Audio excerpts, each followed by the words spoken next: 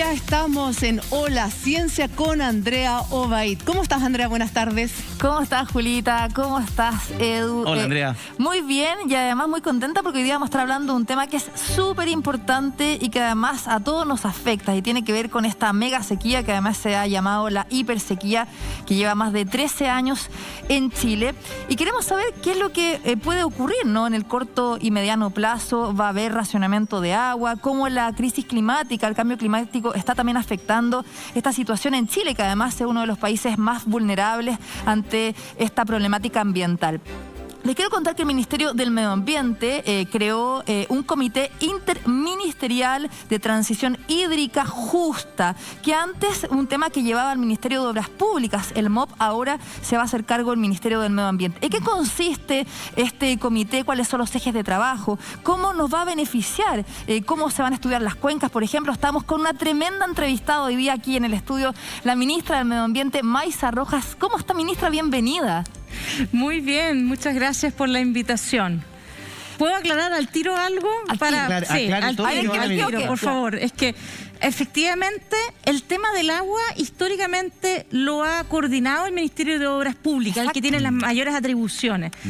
No es que el Ministerio de Medio Ambiente ahora va a gestionar el tema del agua, pero sí lo vamos a coordinar, porque nuestro diagnóstico es que es un problema tan complejo que necesitamos una mirada integral. Y el Ministerio de Medio Ambiente puede dar esa mirada integral del recurso agua. De todas maneras. Así que no es que le vamos a quitar el trabajo. No, y ahí creo que los ministerios participan también en este comité, sí, ¿no? Porque como usted dice, son miradas integrales, desde cómo cuidar el medio ambiente, el manejo de las cuencas, está el Ministerio de Obras Públicas con la Dirección General de Aguas, también la DGA. Exacto. ¿Cuáles otros? Me imagino el Ministerio de Agricultura. De Agricultura, Energía, Minería y Ciencia. A propósito que estamos aquí en Hola Ciencia, obviamente el Ministerio de Ciencia tiene harto que decir también. ¿Y en qué eje van a estar trabajando? Porque son 7. Exactamente, son 7 ejes. Uso humano, infraestructura multipropósito, ecosistemas, gobernanza y ejes transversales de información y desarrollo científico, financiamiento y educación ambiental. ¿Y ahí en qué se traducen en acciones? Porque estamos todos preocupados por la situación del agua, ¿no? Como decíamos, tenemos una sequía, no llueve, veíamos estas lluvias que de verdad fueron hace poquito en la región metropolitana, en la zona centro-sur, pero vemos que el pronóstico como que no es muy positivo. Entonces, primero para entender en qué nos estamos enfrentando, o sea, cómo el cambio climático que estamos viviendo está haciendo que este problema se agudice además. Exactamente. No sé si me das un segundo para explicar, porque este comité tiene un nombre bien complejo, es largo, ¿verdad? Transición hídrica justa. Transición significa que esto es un proceso, ¿ya? Eso es lo primero que quisiéramos decir. Esto no se resuelve de la noche a la mañana, sin embargo, te puedo explicar al tiro después que hay efectivamente medidas de corto plazo, pero también de largo plazo. Así que es un proceso que es complejo y por eso necesitamos esta mirada intersectorial.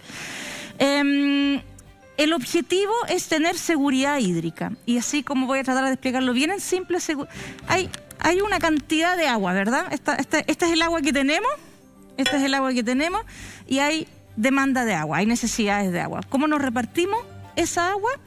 Cuando esta agua es menos de lo que necesitamos, estamos en inseguridad hídrica. Cuando tenemos lo mismo o un poquito más, ojalá, tenemos seguridad hídrica. Entonces el proceso es para llegar a la seguridad hídrica.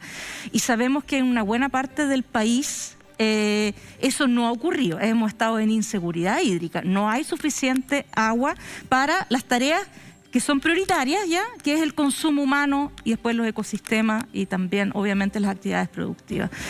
Entonces, y la parte justa es que los costos de estas transiciones no las pueden seguir pagando los que siempre lo han pagado, y los beneficios también hay que repartirlos de una manera más equitativa. Entonces, ese es el proceso. ¿Y cómo lo vamos a hacer? Una medida bien en concreta es, vamos a trabajar en cuencas, ¿ya? Y podrías pensar esta mesa como una cuenca, es un espacio, un territorio donde hay una cantidad de agua. Y lo que necesitamos es bueno, sabiendo que tenemos ciertas prioridades, es ponernos de acuerdo. La verdad, las cosas que no es esto no es rocket science.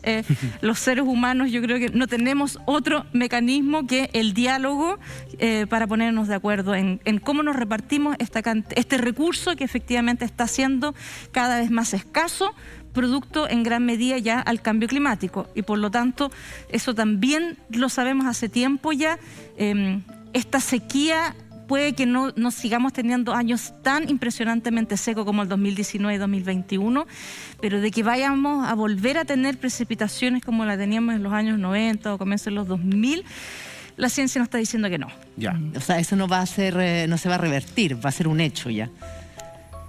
Lamentablemente sí. Bueno, de hecho no sé, pero uno tenía como esos inviernos de niña, ¿no? Con las botas hasta acá, en el agua, muerto de frío, esas lluvias torrenciales en los años 80, 90, y nuestros hijos e hijas actualmente no han vivido eso. O sea, de verdad es bien impresionante cómo cambió nuestro clima. O sea, yo tengo un recuerdo el año pasado con los niños, sacamos todos los paraguas que habían en la casa, porque iba a llover mañana, y fue como una actividad familiar. Los paraguas que teníamos, habían hartos que estaban rotos, pero en fin, pero sí, es una cosa lamentable, muy terrible para la ciudad de Santiago ya, una situación casi como, claro, Ministra, y no normal. Frente a este panorama, al ver el Mapocho, cómo va, que ya, o sea, no alcanza ni un hilo de agua, o sea, ni una sequía lleva más agua que el caudal en estos momentos de nuestro río Mapocho. ¿Es razonable pensar que en los próximos meses podría haber un razonamiento de agua potable para los ciudadanos? Mira, lo primero que yo quisiera decir acá es que nosotros ya sabemos que tenemos que priorizar el consumo humano, ¿ya? Así que de esa cantidad de agua, que en este caso el ejemplo es el río Mapocho, cuánta agua, quién utiliza esa agua, tenemos que repartirla con prioridad para el consumo humano. Así que el racionamiento para humanos debiera ser definitivamente la última de las medidas, ¿ok? Pero bueno, evidentemente no se puede descartar si es que así fuese necesario. En el caso del río Mapocho, el río Mapocho le da una parte chica de la ciudad de Santiago el agua. El río Maipo es el que produce... Pero el río Maipo no viene en mejores condiciones tampoco, comparado con otros años. Exactamente, tiene un poquito mayor... que es de alguna forma exactamente, tiene un poco más de agua, como el 30 y tanto % de esa agua es para consumo humano. Así que hay harto espacio donde uno puede tomar medidas, y justamente eso es lo que uno quiere hacer. Uno quiere tener en una mesa la gente los que tienen los recursos de agua, los que no lo tienen, los derechos de agua, y ahí tomar decisiones en conjunto. Mira, ahí estamos justamente viendo la imagen del Mapocho ahora tomada estos días por nuestro equipo, una cosa que es bien penoso. ¿Alguna vez se quería hacer el Mapocho navegable? ¿Se acuerdan o no? El Mapocho navegable hoy día ni no lleguen en los tobillos. Pedaleable. Ya, pero tenemos que decir también de que el mes de abril es el mínimo de los caudales para este tipo de ríos. ¿Cuándo es la máxima? La máxima debiera ser como en septiembre, octubre. Perfecto, con los de hielo. Y claro, y en el verano también, exactamente, con los de hielo. Ministra, mucha gente nos puede estar viendo y dice, bueno, pero a ver, no existe un ministerio que pueda hacer llover, ¿cierto? No. Pero es muy importante traducirle a la gente cómo este trabajo interministerial puede darnos seguridad hídrica. Yo creo que la mirada que están tomando es muy buena, porque se está abordando un problema que viene arrastrándose hace un par de décadas y que ha sido combatida de la misma forma siempre, y no hemos tenido resultados. Chile no ha reservado, no ha construido más embalses, no ha hecho grandes obras de reserva de agua. Entonces tenemos un punto crítico. Hay que cambiar la mirada, me parece muy bien.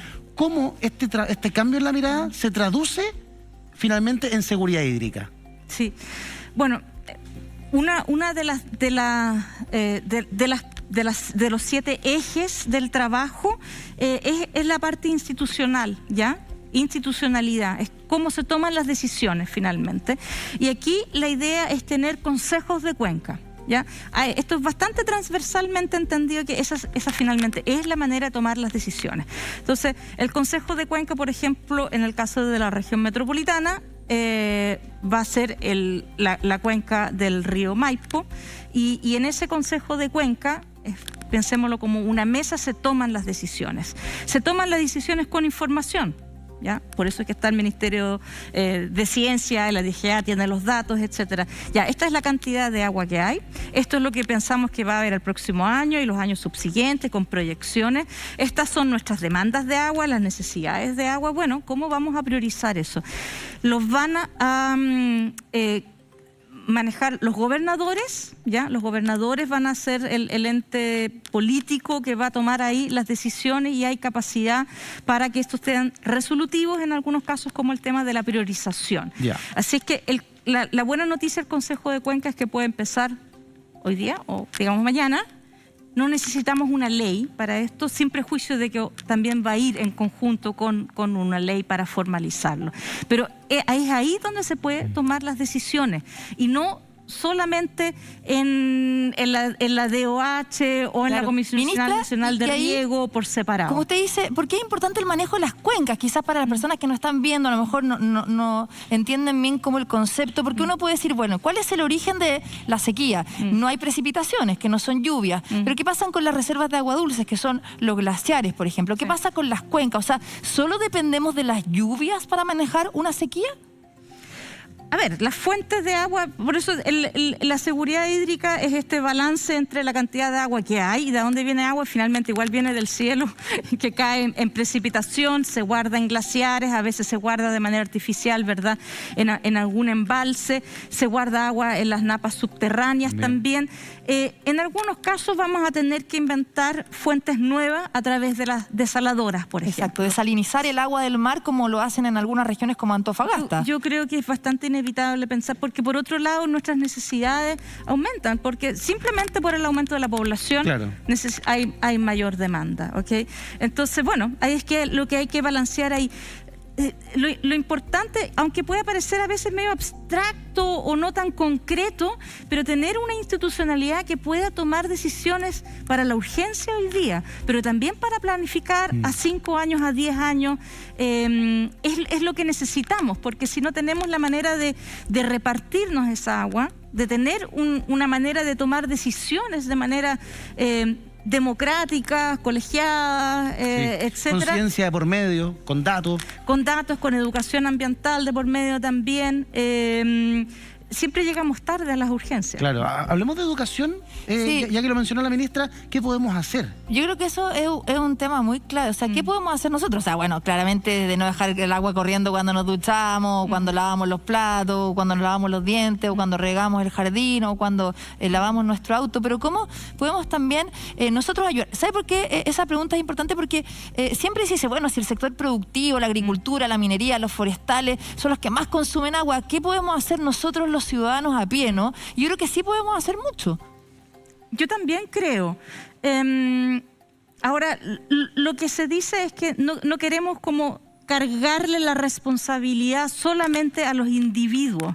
Pero hay un tema que es importante. De hecho, ayer estuvimos con la Andrea en un webinar sobre participación ciudadana, y es que yo no me voy a preocupar de algún tema si no la conozco, si no lo quiero, si no lo amo. ¿Okay? En ese sentido, la educación y tener como conciencia y a través de eso cambiar ciertos hábitos es importante, porque a alguien que no le importe no va a cambiar para sí ni para su familia, pero tampoco le va a exigir a las autoridades que tomen esas decisiones. Entonces yo creo que el poder ciudadano es para tomar acciones individualmente, pero también para exigirnos, en este caso a mí, a nosotros, el gobierno, de que tome acciones. Y afecta al bolsillo también, porque entre menos agua consumimos, también nos sale más barata la cuenta del agua. Y ahí, ministra, quiero volver a un tema que tiene que ver con los sectores productivos, porque ¿cómo se toman acciones también en los sectores, tomando en cuenta que la agricultura, ¿no?, consume la mayor cantidad de agua dentro como de la repartición de la torta, y que eso también está afectando ahora a el precio de los alimentos? O sea, está compleja la situación, han aumentado un cerca del 37%, ¿no?, distintos alimentos, sobre todo frutas y verduras. ¿Cómo se mide o se fiscaliza o se raciona también el consumo de agua en los sectores productivos? No solamente a nosotros, que nos vayan a cortar el agua los próximos meses y nos digan ya vamos a poder usarla en cierto horario, en cierto otro horario, dependiendo de la casa que tengamos y en el lugar donde vivamos. Pero ¿qué pasa también con el sector industrial? Bueno, regulación, obviamente. Ahí sí que nos toca al Estado a regular esto. Y hay varias maneras de hacerlo, ¿verdad? A través de leyes de eficiencia hídrica, ley de riego, tecnificación. Hay un montón, hay una batería bien amplia de opciones que uno puede tomar ahí. Pero lo importante es que también ese sector productivo se sienta parte y responsable de repartirse. Aquí está muy gráficamente, tengo unas ganas de tomármela, pero bueno. No diga que la está cuidando, ministra, puede tomar. La estoy cuidando, no.